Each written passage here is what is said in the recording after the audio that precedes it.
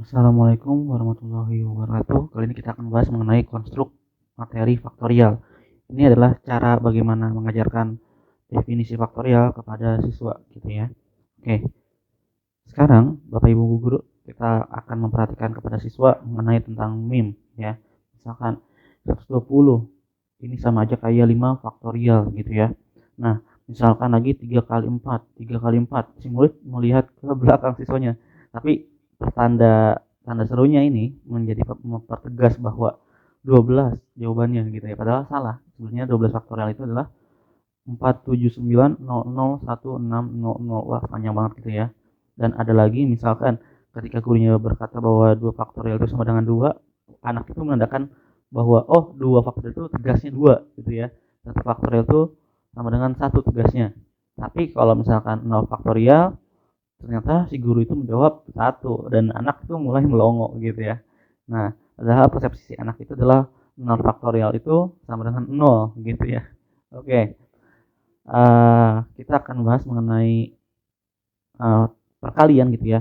Jadi sebagai guru kalian menanyakan, apakah kamu tahu perkalian gitu ya? Misalkan 9 kali 8 kali 7 kali 6 kali 5 kali 4 kali 3 dan kali 1 gitu ya.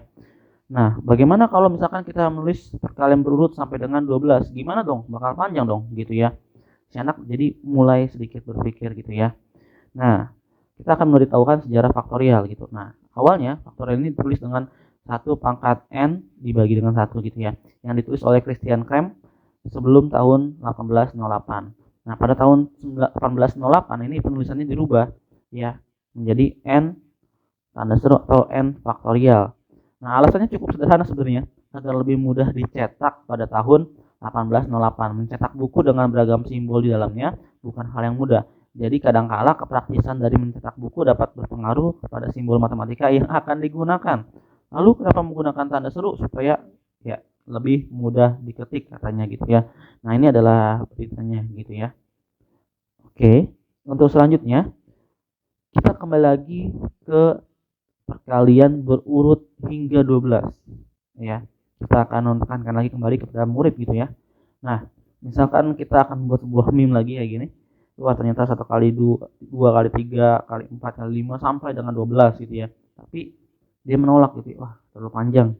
Ternyata ada yang lebih mudah yaitu 12 faktorial gitu ya. Nah, dari sini kita akan mempersingkat faktorial kepada siswa gitu ya. Ternyata 9 kali 8 hingga dengan kali 1 sama dengan 9 faktorial.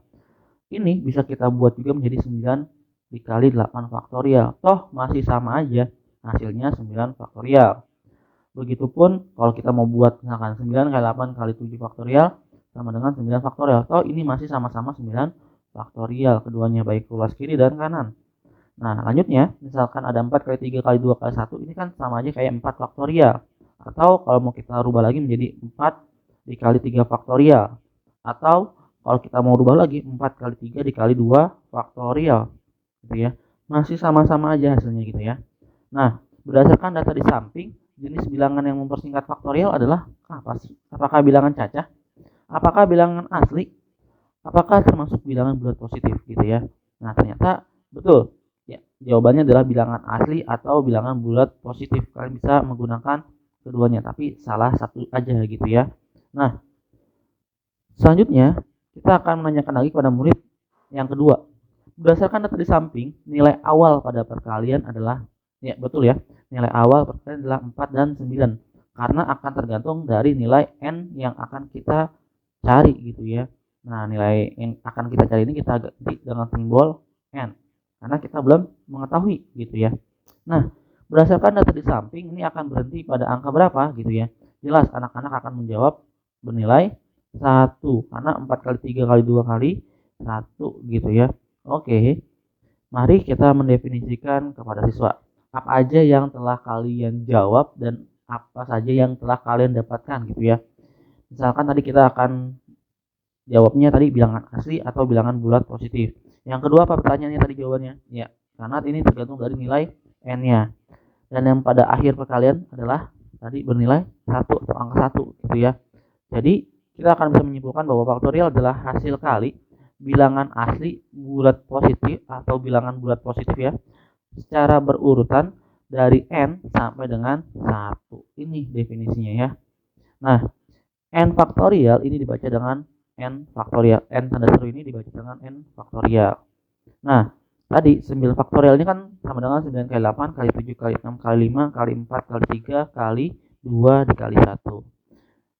Kita akan mendapatkan bahwa formulanya itu sebenarnya n faktorial sama dengan n. N-nya apa ya? Karena n-nya tadi 9 berarti di 9. N dikurang 1 maka 9 dikurang 1 ya 8. N dikurang 2, N dikurang 2 berarti 9 dikurang 2 7, misalkan N dikurang 3 sampai dengan 3 dikali 2 dikali 1 gitu ya. Maka kita mendapatkan formulanya seperti ini nih untuk faktorial. Oke. Oke ya. Oke.